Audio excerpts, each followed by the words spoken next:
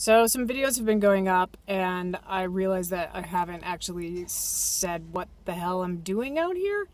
I haven't posted some of the videos that explain that, and so I thought I'd just do a really quick one just to, in case anyone's paying attention. Probably not, but so I recently ended a big photography. I'm a photographer primarily. I do a lot of landscape photography, but primarily I do food and restaurants. And so I just ended a big project in Sedona, Arizona. They gave me employee housing. It was gorgeous. I had two fireplaces, two bathrooms, $1 million view. It was great. It lasted for about 8 months, and I did redid the photography for the restaurants, and I contracted out for signage and graphic design and web design, and I did all their social media for all the restaurants in a plaza. So anyway, now that that's over, people asked me where I was moving to, and I started saying I'm moving into freedom, because I had been traveling a lot anyway, and frankly, I'm kind of cheap, but also I was just sort of like, I'd be taking pictures sometimes and not really paying attention to where I was going, whatever, and then suddenly like I need a place to sleep, so I just started sleeping in my car, and I really loved the idea that I could sleep in my vehicle. And not have to set up a tent. I didn't have to worry about bears, and I had like a safe place to sleep. And I could sleep next to the ocean or in the middle of the woods. And I was just doing that for a while. I traveled up and down the coast in California, and it was remarkably comfortable, and it just kind of started becoming a thing. And so I started contemplating the idea of taking out the passenger seat of the vehicle and replacing it with some sort of a bed, so that I would have the freedom to do that if I needed to. Not that I'm necessarily like moving into my car, because I know there's such a stigma with that.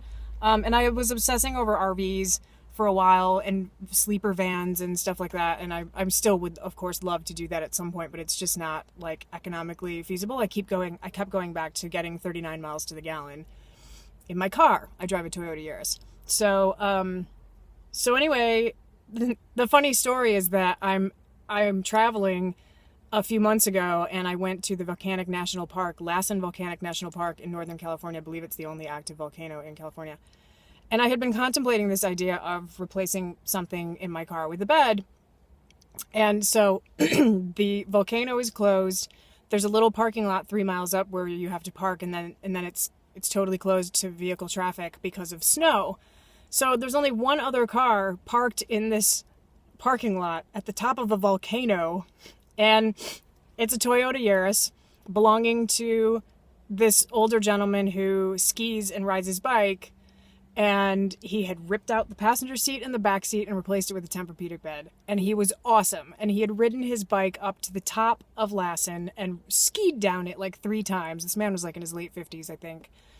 And then rode his bike back. So I followed suit. I rode my bike up the volcano like 4 miles. I didn't make it all the way up to the top, and I had a little dance party at the top because I was like, oh my god, I'm at the top of a volcano by myself and there's nobody else up here. And then I flew down the backside. It was a magnificent day, and I took that as like a sign from the universe that that is in fact what I was supposed to do. And so I went back to Arizona.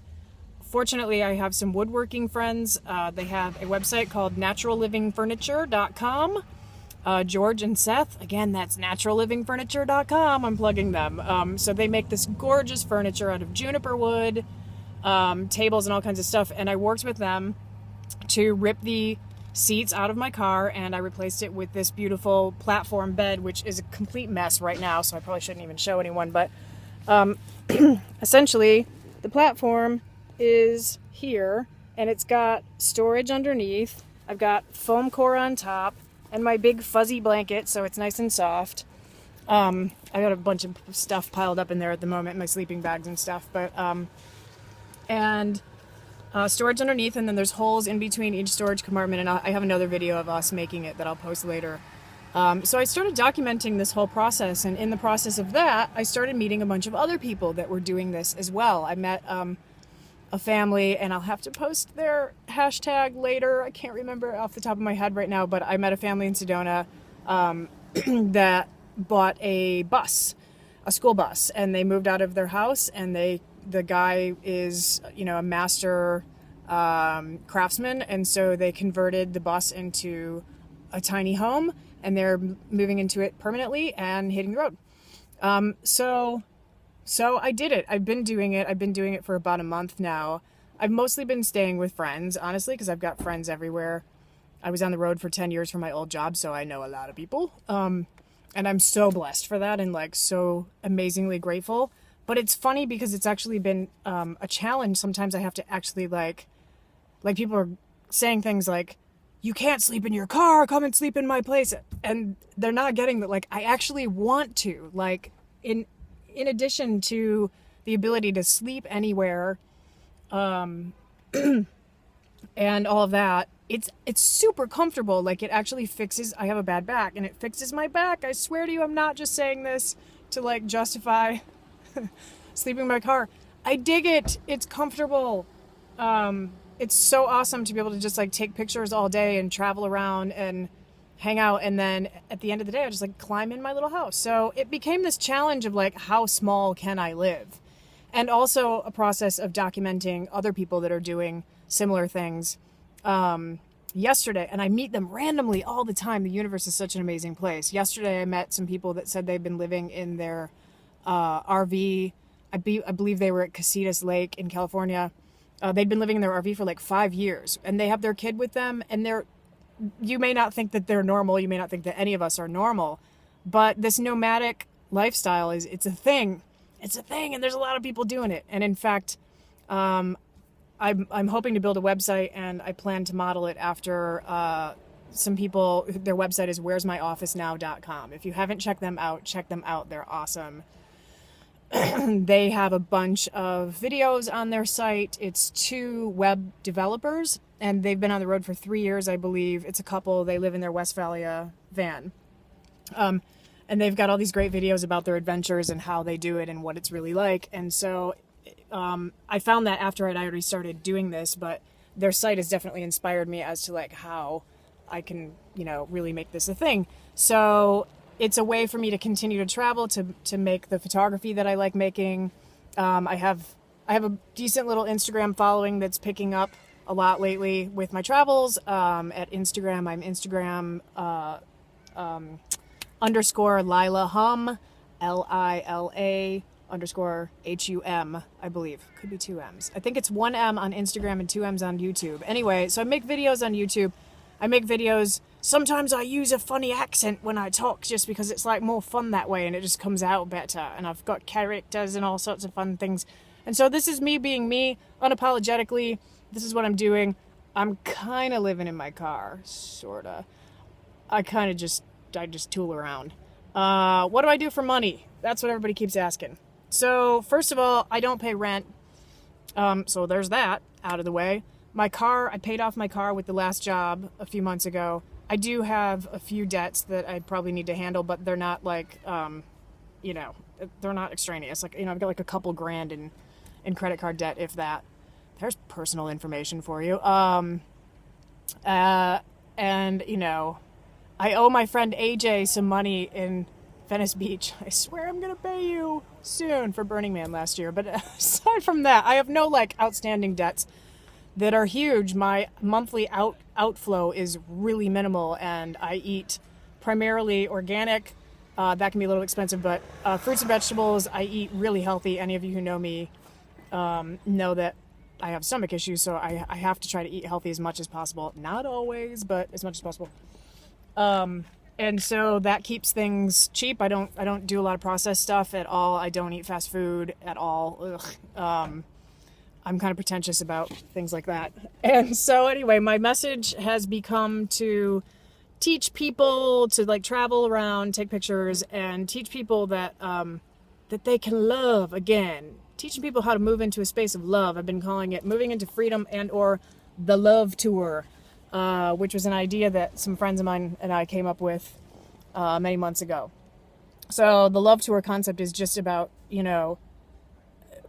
as a society, we've kind of been living in a space of fear, I think, for a long time, and the media likes to pump us full of these ideas that everyone's out to get each other, and they focus on the crime and the bad stuff and the murder, and there's 24 hours of news. It's just we're just inundated with bad news all the time.